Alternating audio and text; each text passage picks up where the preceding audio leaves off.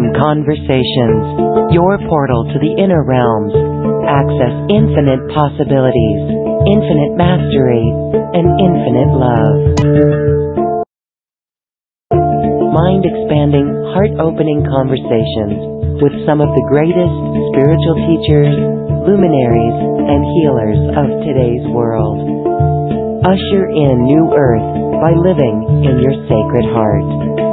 Quantum Conversations is brought to you by AcousticHealth.com, home of music from the universe, online healing retreats, and this program. Claim your free registration to daily shows at AcousticHealth.com. AcousticHealth.com, your portal to the inner realms. Our program starts shortly.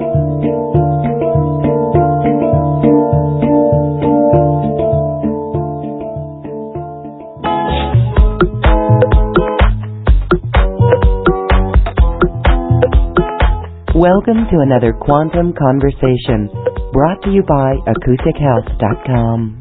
I'm Loren Gailey, and I invite you to sit back as we enter the quantum realm, that space of the greater part of you.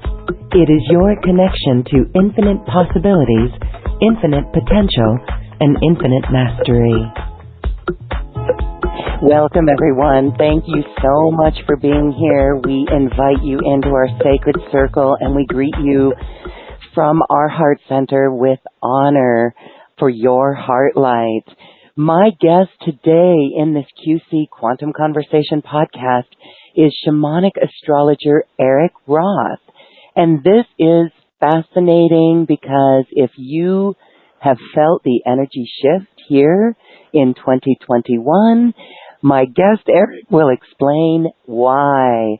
There is big things going on, and Erik Roth is here to help us understand and decipher. Let's welcome Erik Roth back to Quantum Conversations. Hello, Erik. Hello, Loren. It's an honor to be here again. Thank you for the invitation.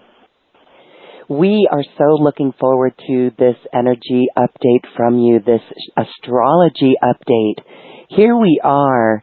We are fully in the age of Aquarius, would you say? That's a great question, and it's something that has been asked of me many times over the last few years. I wouldn't name it necessarily the age of Aquarius, but we are in a turning of the ages. We are entering into a transitionary period, which will bring us to a new age. And in recent research, there's a number of corresponding and things that are lining up over these last years that are pointing to this emerging age. And so, what some people have called the upcoming age of Aquarius has a lot to do with a particular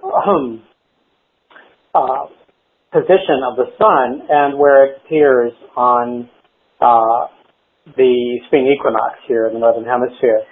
And right now it's still in the constellation of the fish, or what astronomers call Pisces, so it hasn't fully moved into that. However, because there's some other technical things that I don't necessarily need to get into with that, but there's other pointers, other things that share that we are moving into a new age, and then that this 2020 and 2021 and up through 2025 is kind of those last years of this particular age. And then not too long after that is when we start moving into a major transition period that is what in the yugas are called at the end of the Kali, and then the beginning of a transition, a 300-year transition. So there's other things that are lining up here. Obviously, we are in a new set of this new element of air with the Saturn and Jupiter in Aquarius conjunction and coming into a whole new multi-century period where Saturn and Jupiter have conjunctions in air, and several of them in the sign of Aquarius. So this is the first one that we've had in many centuries that have happened in Aquarius. And so I know that's probably not the simplest answer, but it is one I wanted to convey to everyone that is listening here. Thank you, because it shows us the great cycle, how long these cycles are, and yes, the length of time that it takes to enter in it. It just doesn't happen over one day. So as we move through these changes, move through this shift, it gives us time to adjust, if you will, but yet there's things that are happening that it makes things feel like everything's accelerating. Are you feeling that? Like things are moving so quickly? Yes, absolutely. Yes. Yeah, it definitely is. And any kind of transition period like we are in, it really is where a lot of things take place, a lot of events that take place in a human lifetime that would, in just a few years, that would normally take place over a much longer period of time. So they're all getting kind of happening all around the same time in a sense of just a few years. So that's continuing to unfold and will continue to unfold over these next few years. Okay, unfolding over these next few years, you said that really up till 2025, we're still going to see some of that. So let's talk astrologically about, let's just say, the next several weeks. What's going on astrologically that we need to be aware of? Yeah, so this is an interesting period of time that we have happening right now. January has been a month that has brought forth kind of a gearing up of this of a particular stellium in Aquarius, and over these next few weeks, nearly all of February we'll have four planets plus the sun in Aquarius for nearly the whole month. Of course, the sun will move into Pisces about around the end of the third week. But Mercury stays in Aquarius, Venus stays in Aquarius for most of this month, and Saturn and Jupiter, of course, are in Aquarius for the whole year, with the exception of a short period of time where Jupiter moves into Pisces in the late spring and early summer. But these next few weeks, it really is a lineup on what I call a stellium, meaning that 3 or more planet points in a particular sign. Okay. And so what does that offer energetically if we have that stellium with these 4 planets and the sun in Aquarius? Yeah, this is a period of, I feel like, expansion, especially around spirituality and consciousness. At least there is an intent for greater expansion on those fronts. It is a period of also one could say a rebirth of a greater look at from the perspective on a global level rather than just in the microcosm of our lives. Like there's something that is wanting to burst out in the scene.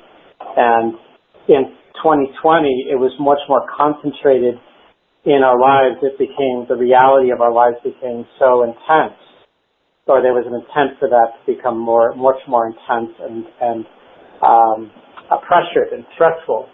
In order to have more down the road to plant the seeds for the long-term future, in order to do that, in order to change coal into a diamond, it needs a certain amount of intense pressure, and that was going on. And so there's a certain level of pain and challenges and loss that was taking place in 2020. But now we're moving into but definitely a lighter, much more lighter feel than we had in 2020. But there's still a lot to clean up from the events of 2020. So there's, as we've experienced, it's kind of a spillover, but a new approach to it, a more, there's an intent for novelty and innovation to come forth this year. And February could be well, actually, we're already kind of experiencing that, a driving force to approach things in a way we haven't done before, or haven't done in a very, very long time as a country and as a planet. So we get an opportunity to do that and to make some choices that are more, you might say, humanitarian or global in our perspective. And Mercury goes retrograde beginning on the 30th of this month, and will stay retrograde for about 3 weeks until February 20th, and then it will slowly move back, and it doesn't move into the next sign, which is Pisces, until March 3rd. So it spends a lot of time in that. So Mercury is helping, you might say, foster a greater amount of innovation in ourselves, in who we are, and in the role that we play in this world. It's helping us expand that into the higher chakras of our being, especially into the crown chakra. Be able to have a more cosmic viewpoint into that which is around us. So Aquarius has that capacity for that. Certainly there can be a shadow, just like anything else, any other sign. There could be a shadow to that experience, and that could be something where, there may be like uploading things or taking things up and out without realizing maybe the consequences of what we've created or invented or innovated. So this is, at this time, this is more of like, hey, let's, as we do that, let's look at the global impact of everything that we connect with and do, even in our daily lives, because we do have a global impact at everything that we do, especially when it comes to our relationship to the earth. So we have a greater level of connection there that we, are becoming more and more intensely aware. And this year is painting a very powerful picture around that. Yes, well, I'm certain that we can feel and see what you just referenced there in our own lives. And it's very interesting here when we've got this Mercury retrograde lasting from January 30th to March 3rd. Oh my goodness, that seems so long. Is that usually that long? Because that seems longer than usual. Actually, hang on a second. What I was sharing is the retrograde is actually from January 30th to February 20th. Okay, good. It's in March is when it moves into another sign. I see. So, we know that is a time to revisit things in the past. And so, as you're mentioning, that there's a lot to clean up and we need new approaches, novelty and innovation, making choices for the humanitarian and the global perspective, being intensely aware. To me, that feels like a really great time to up-level all of our systems, all of the things that we've been doing in the past with that fresh perspective that you mentioned. And so now I just want to bring this to probably what we could call a mundane level. But when you were mentioning this relationship with the earth, if we look and see out in the world plastic on the roadside that, maybe fell off a truck and got caught in the fencing, it just really seems like if we stop our car and pick that up, that will resonate in the field. This may be off topic, But I'd like your input on that, because what do you say when we just start taking action like that in a way that may seem maybe too big for any of us to handle? But I really think that that may play a big part in the overall perception of taking care of our Earth. What do you think about that? Yeah, each of us can play, even if we contribute just a little bit, everybody contributing just a little bit, that added up makes a huge impact upon the entire planet, and as our relationship to the climate, the land, the life on this planet, beyond just our perception of just only other human beings. And it really is ultimately in the long term, it is for our own survival and for many other life on this planet.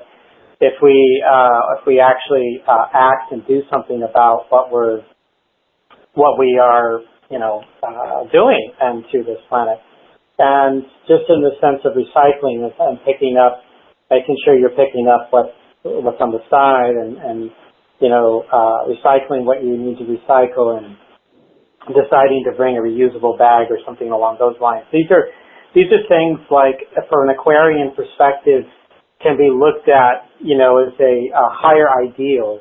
The Aquarius has this kind of this idealistic approach to its the way it goes about what it does, and some aspects of it is being able to see it as as an eagle would, or from a cosmic perspective, where everyone is affected by all things that happen, but there is no separation there, that we're all linked in that space.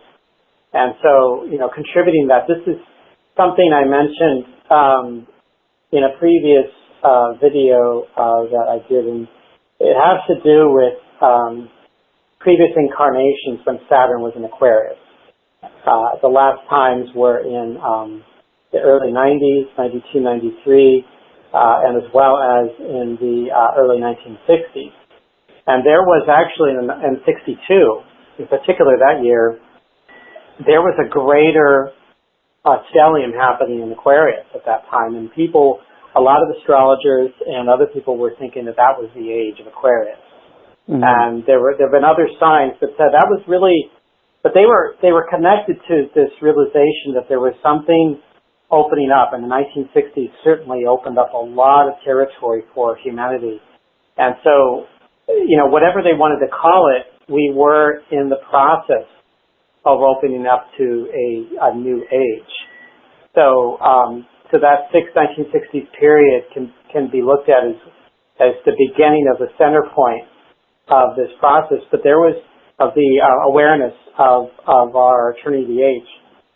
But during that time, there was the first, on a political level, on a scientific level, it was the first time there was an awareness of how human beings were affecting the climate. And actually during that period, the early 60s, helped create a bunch of research papers which led to the creation of the EPA in 1970. And then in the early 1990s, Saturn was in Aquarius as well. And there was during the early days of the Clinton administration in the United States, there was this, first time, it was a really an international collective that came together and formed sort of the bones of what would later be called the Kyoto Protocol in '97. So, which had to do with climate, which had to do with global warming, and all of that goes along with it. So my thinking here, in based on past results, especially with Vesta in the sign of Virgo over the first 6.5 months of this year, there's a greater connection, the responsibility to the global community, the responsibility to all that which is around us, and we can't just let things go. We have to take care of things. we can't just, walk on by and not fully participate in the conversation. So there's a greater collective, community action happening here. And in the U.S., we're seeing it, of course, strongly in politics, and the divisiveness that's happened in part. This is something that is evolving there too, but we'll see even greater level of, I feel, participation urgency over these coming years. But this year is really starting that process for that, and it can owe its root to what 2020 brought in. So 2020 has the energy of that Saturn, Jupiter, Pluto conjunction that took place, and really as a theme in 2020 helped, I say, pave the way for what we are experiencing now. I do believe that there's a hunger for greater cooperation and connection, that's kind of what I feel about this. And so, this Aquarius is really big for February. In fact, I see a lot of, we're already feeling, I know in my own being how sensitive that I am, I'm already feeling a greater level of, I say less anxiety, less stress in that department. Wonderful. I think that others are feeling that as well, for the others who are sensitive to it. Very, very interesting. For anyone who was not paying attention to last year, we can certainly see how last year, actually, with what is going on with all eyes on the pandemic, and that taking us out of old patterns, whether we wanted to or not. And we can look at our, say, for example, our local newspapers with our New Earth eyes. We can read between the lines for New Earth compassion and consideration and cooperation. And we are starting to see the discussion on global warming. Whether or not people agree to what's going on there, it is a respect for the land, and it is that hunger that you speak of for greater cooperation. And we're starting to see, in 2020 there were ideas that we came up with during our time at home, safe harboring, when we're looking out at the world, out at the collective, and we saw ideas for helping people experiencing homelessness. And what we're seeing, if we read our local newspapers between the lines with New Earth eyes, is that city councils are beginning to put this on their list, right? The way that we treat others. And this is not just in that one area, but it's in all aspects, right? When you have restaurants serving takeout food and takeout packaging kind of increasing what's going into the landfill or not, that's bringing things up for a discussion. So I see those as positive signs. And again, that's why we look at the newspaper with New Earth eyes, so that we can see that. So it's wonderful that we are feeling less anxiety and actually seeing some of those ideas in the collective. Are you seeing that as well? Yes, I am. There is greater conversations, dialogue happening. That's exactly what needs to happen, and even amongst, because there is a certain sense of people taking a certain stance and not budging and not owning up to their own, having integrity, or just simply playing it for some kind of political power or for money or for greed. especially that in certain corporations or in politics. But there is a greater level of corporate responsibility too, that even to some degree, even the oil companies, for example, are, they realize that they have to, in order for them to survive, and for the people that use their products, that they have to move in and connect with a different kind of way of generating energy. And that is certainly a powerful motivator when we see what we saw in 2020 in the hurricane season, for example, which was the most hurricanes in the Atlantic Gulf on record, and then the fire season here on the West Coast and the Western U.S. in particular, and other parts of the world like Australia. The fires. This is all as symptoms of a powerfully changing environment, and that we cannot just put it off, procrastinate, put it off.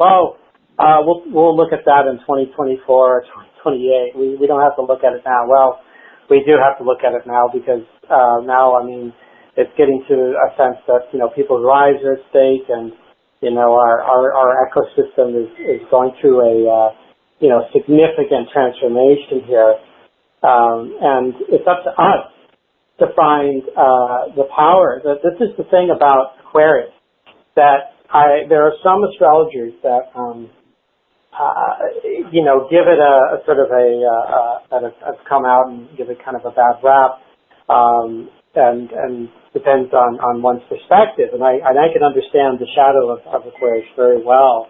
We can, as an example of Aquarius, having technological breakthroughs, and then simply utilizing the technology without looking at the repercussions, like, for example, atomic power, and what took place at that time, and and testing all of those bombs for decades afterwards. That's a powerful technological innovation, but instead of really looking at it and doing homework around that, there were people all around the world that were just, wanting to weaponize everything. So this is just an example of, like, hey, not only be more careful, but let's take a look at the human being and how the human being and all the lives are how they're in fact are affected by this, by the innovation. So I do feel like, for example, the U.S. just rejoined the Paris climate agreement, and but I'm feeling that there's going to be something that from these past years that's going to be planted for another future agreement that's going to be, I think, even more powerful. At least I see that as an intent.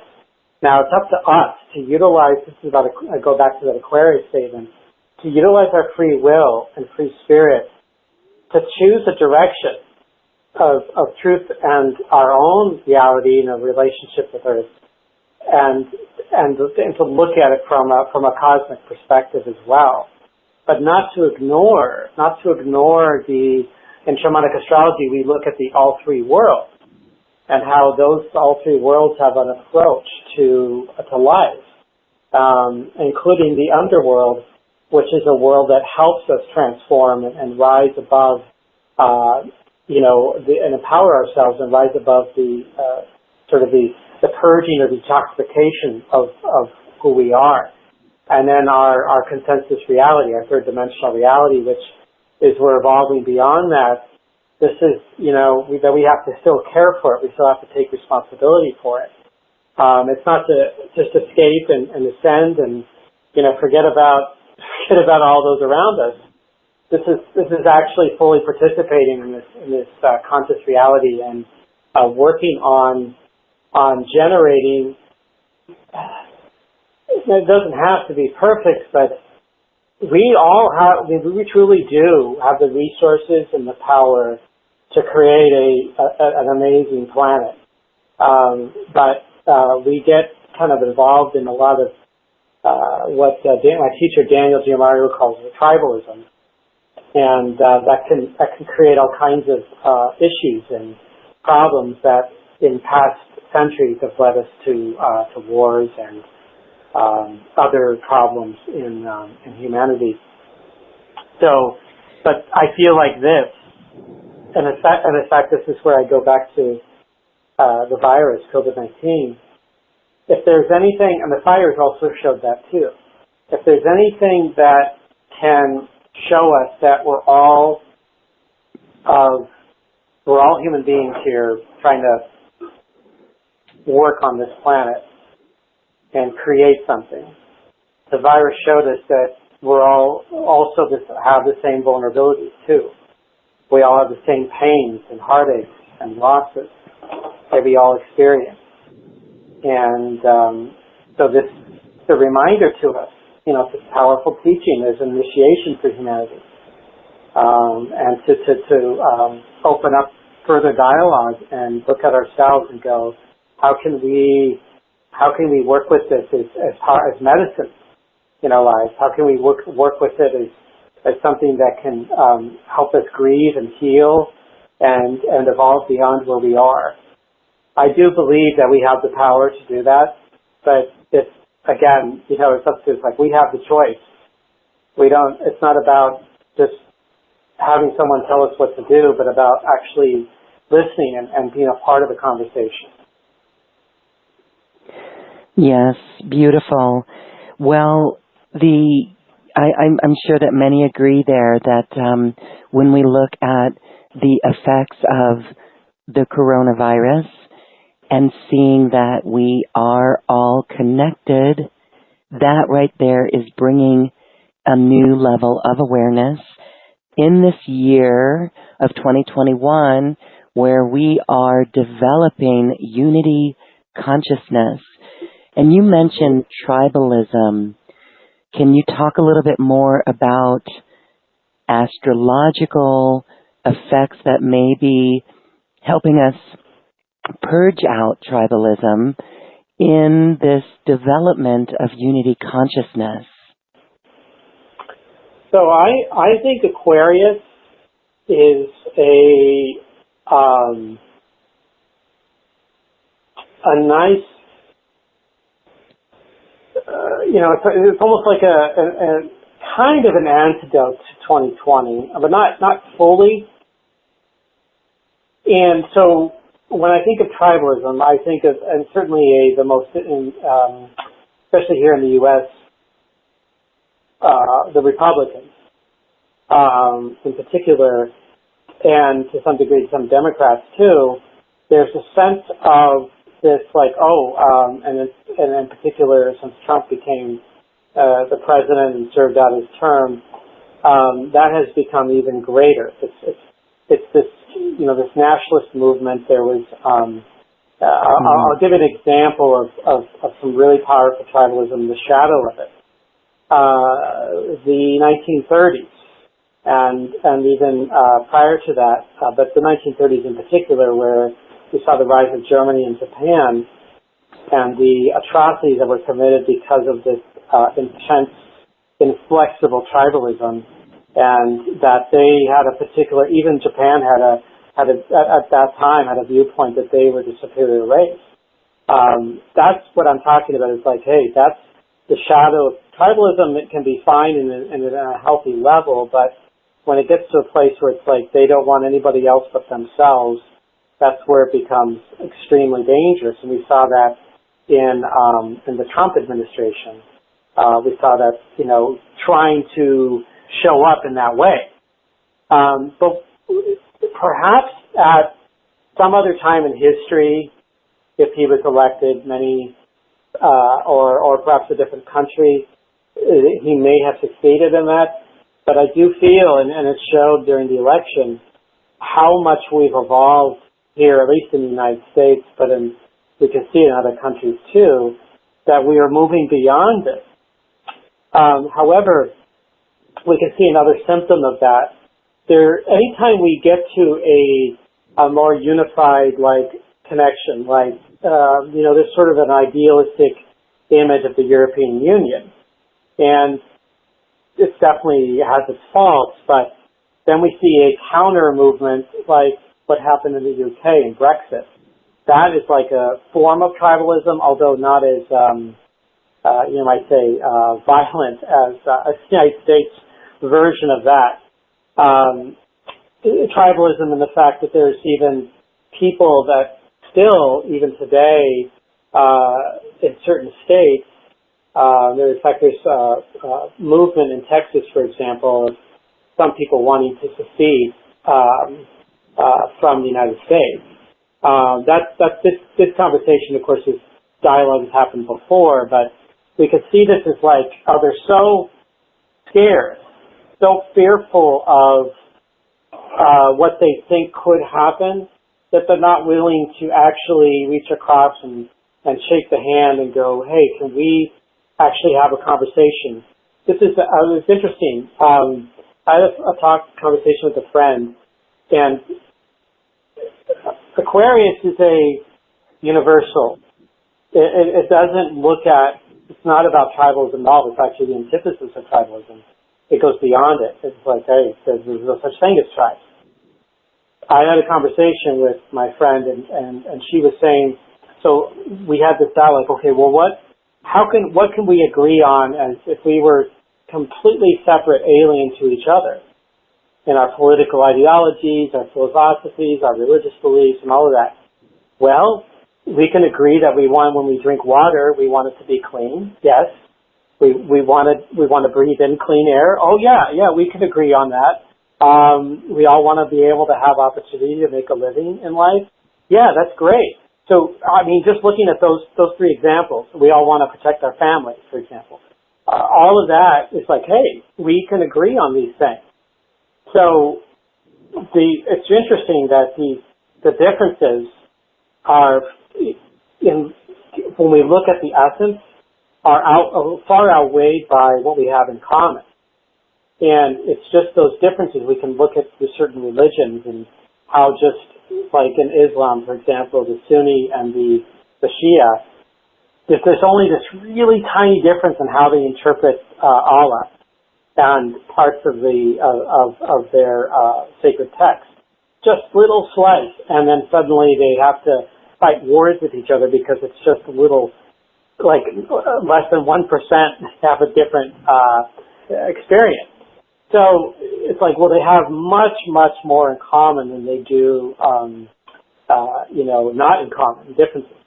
So this is where I feel like, from an Aquarian perspective, like, hey, that's how we can build trust and relationship with each other, and to, be able to see how we can better connect with each other and not fight and not destroy and all of that, which has, been this unending cycle of humanity. So I know that there's more that I could share, and then in a longer program format, but I do have hope because we saw, for example, what happened on January 6th. We saw the danger of that kind of tribalism or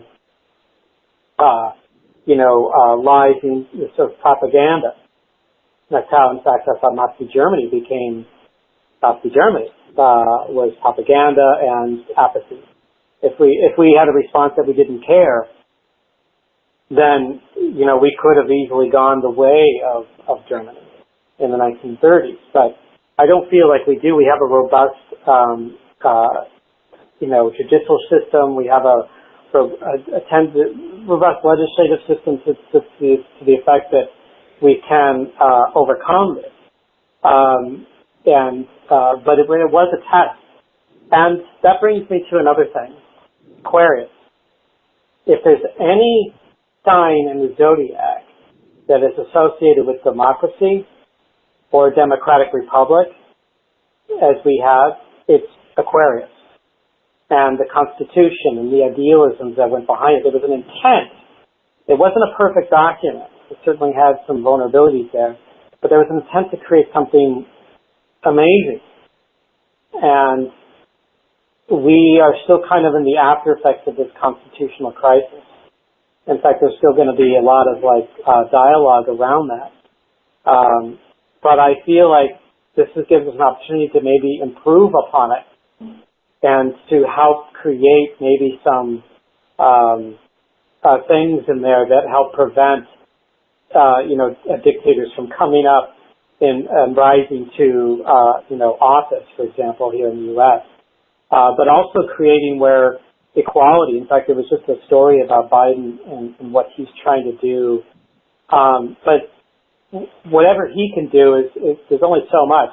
It has to happen in the families. It has to happen in the schools and in the whatever people happen to go to church with or spiritual groups, whatever it might be.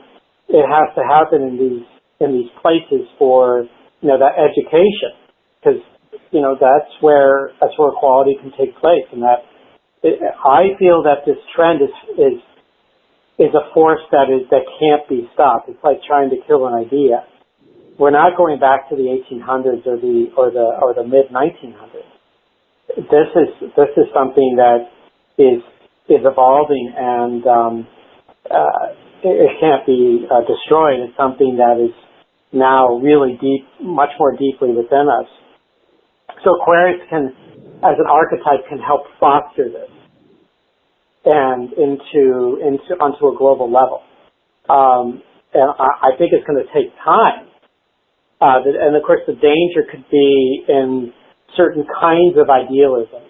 It could be an Aquarius that could be idealistic with certain kinds of technology without realizing that certain people don't want to be, part of certain developments with computers or whatever that might be. And it's not to say that everything is going to be, a Band-Aid and will solve all the problems. But it will help create, if we can get that dialogue, that can help foster in a more, what you might call a unity consciousness, where there is a greater appreciation and respect for our fellow human beings, and that we don't need to destroy each other, but we can go beyond where we are.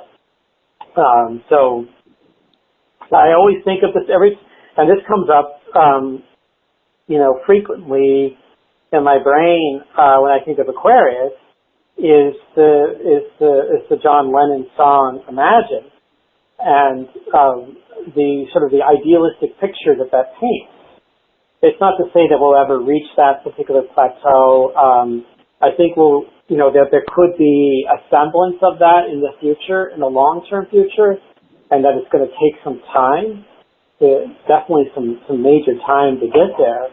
But it's something we can look to that, who wants to necessarily see their family in danger or see, that they don't have enough food on the table. For example, it's a matter of how we spend our money in various governments throughout the world, and how we treat each other and our priorities. What are our priorities here? So this 2021 is, and January's already started the process. I've already seen it, and February is going to help create even more opportunity for that to come through, because of the concentration of all those planets in Aquarius. But here's the element that I want to share that is connected to Aquarius, is that there's a Uranus-Saturn square theme in 2021, and the very first exact square of that is in February between Saturn and Uranus. And so this is the wild card. This is the surprise element, and also the change element. And so it doesn't either good nor bad, I think, but there's something happening there that will perhaps help us to have some breakthroughs in the future. We'll see. It remains to be seen what actually develops. But I feel like because Uranus is in the sign of Taurus, that it's connected to the more physical level. It's like, think of consciousness and the physical being, and that there's tension being created between them and great change and pressure, but dialogue happening to where the intent is for them to create a solution to create some kind of agreement or connection that says, well, how can we balance out, going up and out into the divine, but also still being here in this physical plane and not losing sight of our humanity. So the beauty of the earth, the pleasure and comfort and the sensuality of just being a part of this planet, and being human on this planet, and which includes health, it includes being able to breathe clean air and drink clean water and smell the beautiful flowers and so forth. That is that intent. So there's something that the combination of those two are going to help birth, I feel, sometime this year. The other 2 months that they are squaring each other is June and December. But the whole year they're going to be like doing a little dance together. So that's a highlight, a part of a highlight of February coming up here. Uranus is playing a role in that experience. So it's really some of the wisdom that can come through is for us to not be closed-minded right now, but to be open to the experience of what could come about, what could blossom, and not have a particular expectation around it, that we're not going to necessarily resolve all of our issues in this year, but I feel like we're going to be making some powerful progress. And that forward movement, at least forward movement towards a more, might say, peaceful, or where, certain politicians talking about unity, that is a goal that may not be, quote, achievable just this year specifically. In fact, Saturn is in Aquarius for 2022 as well, which Uranus is going to be part of that matrix as well. So that there's another flash there. There's another part of this thing that has to do with Pluto. I may not necessarily get into it in this particular show, but I can certainly talk about it and later. I know I'd love to. I think I've signed up for February as well to come in and talk more about that. But there is something I think amazing that's happening, and a waking up. And it can take a while for people who have either been have given away their power to others, or have been asleep, or both. It takes a while for them to really come into a space where they may be able to, participate more fully. So it's giving some people time to come to that space.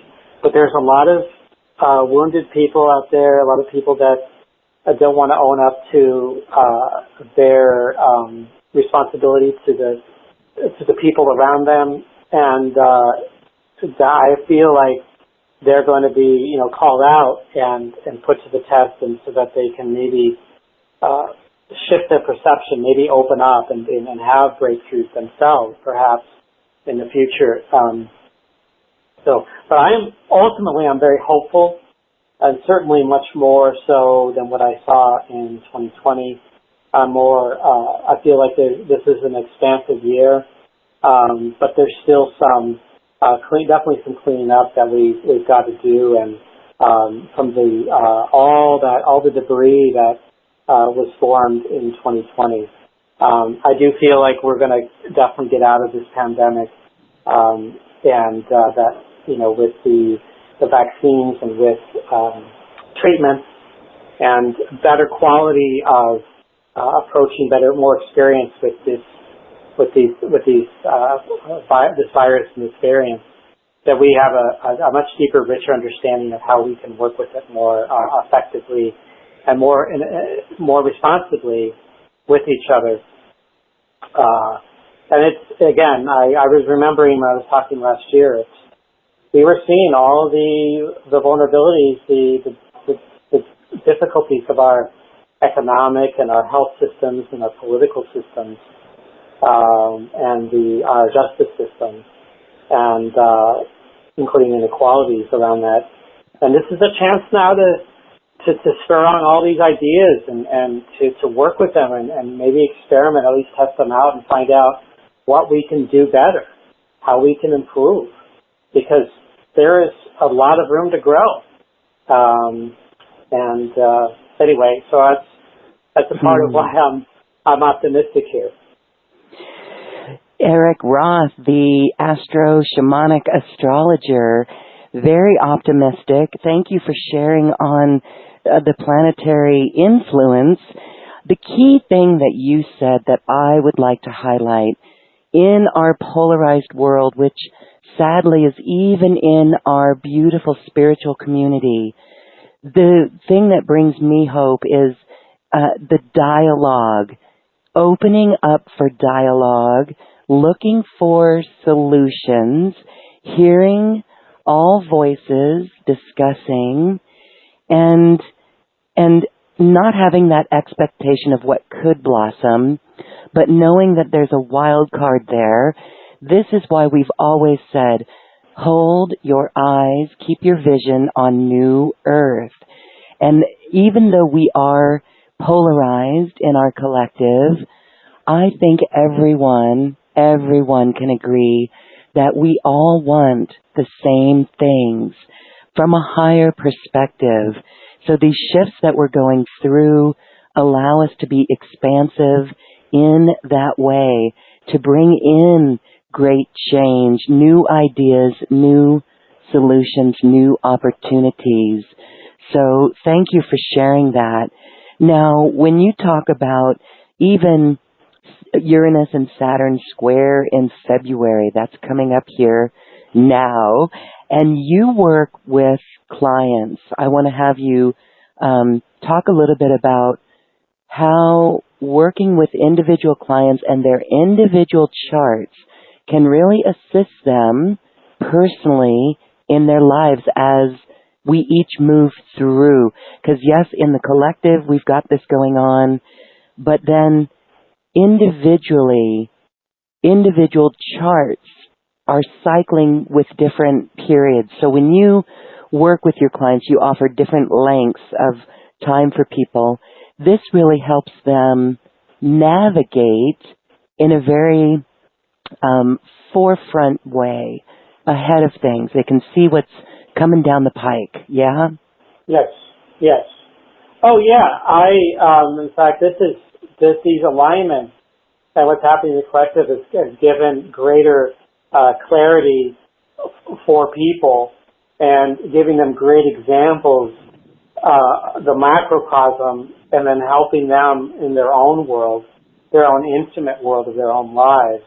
And yes, especially in readings that I do in recent years, I've been connecting with, especially if it's an intense time.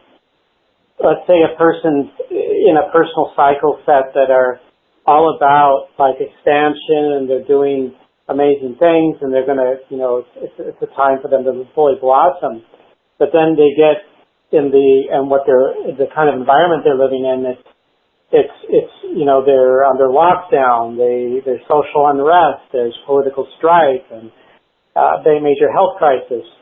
So they may not be able to fully experience their blossoming because of the situation that is beyond their control. But there's still an expansion happening at some point, within themselves. And then it's just a different way of it coming about in their own lives. Like for those people that have this year, for example, if you've got some personal planets, what I mean by personal planets, let's say you got your natal sun or moon or rising sign or Venus, for example. If you've got those in like say the early to mid degrees of Aquarius or even Taurus, you are going to be, you might say, at the effect of these particular powerful alignments. Leo and Scorpio will also be, because they're in the same, like say, cross of signs. But Aquarius obviously being the main thing. So you're going to be having a personal cycle that is going to be a microcosm of what the collective is going through. And that can undoubtedly help you when I share about that, and you can have forged your own relationship with these planets and with that sign in your own life. And I can share with you the timings and how to work with them in your own life, so they can be really powerful. Yes, very powerful. Okay, so if you would like to work with Erik Roth and find out what is in alignment for you in these coming weeks and coming months and the year, there are several options that you can check out. You can check the link that's on this webpage. Visit acoustichealth.com. In the search bar, type in Erik, E-R-I-K, Roth, and you will find his link to the sessions that he offers. So, Erik, tell us about this, because you've got several different lengths of sessions here, and they're for different things, how deep people want to go if they're new to you or if they just need a refresher. Tell us about each of these options, please. Yes, so thank you for asking about that. This is, these options, like for example, a full Islamic astrology reading is a 90-plus minute session that goes over one. I recommend that if it's your first time getting reading, because you get a full detail about your astrology chart plus the timings in your life. And then there's also updates, a 1-hour session or an update a person can sign on for. Let's say one of your guests has, have had a reading for me. Let's say they got it, several months ago. Then they can come on and get that. All of it is special. These are special pricings than what's on my website. It's a special offer. There's also offers about package. You can get a package of 3 full readings, definitely at a reduced cost. You can get, a combination of like a synastry at a reduced cost here. So there's synastry means comparison of two charts together. And then there's a half an hour. So if you just want to kind of get a flavor and maybe check into maybe a few major timings, or if you just have a specific question or two and just want to focus on that, then yeah, there's a 30-minute offering there that can be of great value to you. And, having the birth date, the birth time, birthplace, that's what I would need to do the reading. But if a person doesn't have the birth time, that's okay. They can still get a lot of valuable information even without the birth time. It's not a must-have, but it does give you additional clarity beyond if you didn't have the birth time. But either way, you would still get some amazing information that the planets and the signs can share with you. Yes, thank you for that. All those wonderful options. It's a great opportunity to ask your questions as well. The longer sessions with Erik do allow you lots of questions, and even if you're new to this and don't understand it completely, it is just great information. As we've heard before on this program, we are born at a specific time and a specific date. It is what our soul chooses to come in, and as we can understand the alignments within ourself, we've also heard the cosmos is within us.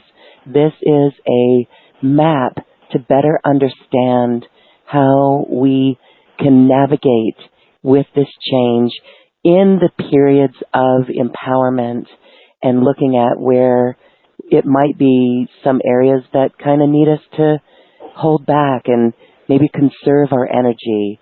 So very, very good. I've had a session with you. It was 90 minutes. It was very thorough, and I couldn't believe that 90 minutes went by so fast.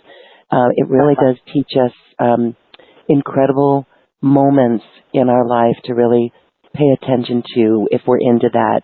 So thank you for that, Erik. Again, that special offer is available for all who are listening. Again, that's acoustichealth.com. In the search bar, type Erik Roth, and you'll find that very special offer. Again, we thank you for that. So this has been wonderful, Erik. Thank you so much for the update. We hope that everyone is feeling empowered for the coming year, feeling great creative energies, solution energies for this year. We thank everyone for holding your vision of New Earth. Erik, I want to allow you a moment as we say goodbye to close with any special conclusion. Thank you, Lauren. Yes, to everyone out there, it's focusing in connection to what can drive people beyond the fears is that sense of hope, the sense of greater possibilities out there. And we can carry our own torch to that future. And if we look up into the skies, we look up into the stars, the planets, the sun and the moon, these are spirit guides that are here to help us. And have dialogue with them, meditate with them. They're always here for us. Yes, beautiful. This incredible time to dialogue with the beautiful guides that are assisting us, as well as standing in our sovereignty and being part of our collective in a mature, cosmic way. Erik Roth, thank you for this quantum conversation. Thank you, Lauren. Take care. We'll see you again next month. Thank you so much. And thank you everyone for listening. We invite you now to dance with us to the cosmic heart. Just feel a lightness and a fun in your spirit. Thank you. Namaste.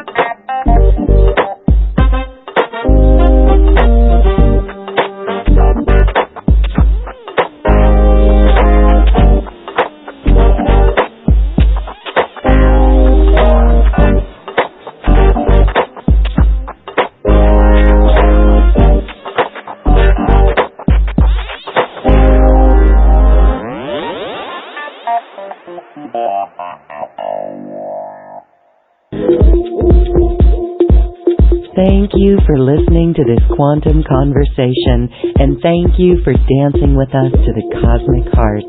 As we raise our own vibration, we raise the vibration of the planet. This show is dedicated to you and all awakening hearts as we are here to shine our bright light and amplify our love. Access all quantum conversations, special offers from our guests, and online healing retreats by visiting acoustichealth.com. I'm Loren Gailey, and from my sacred heart to yours, I honor your magnificent love and light.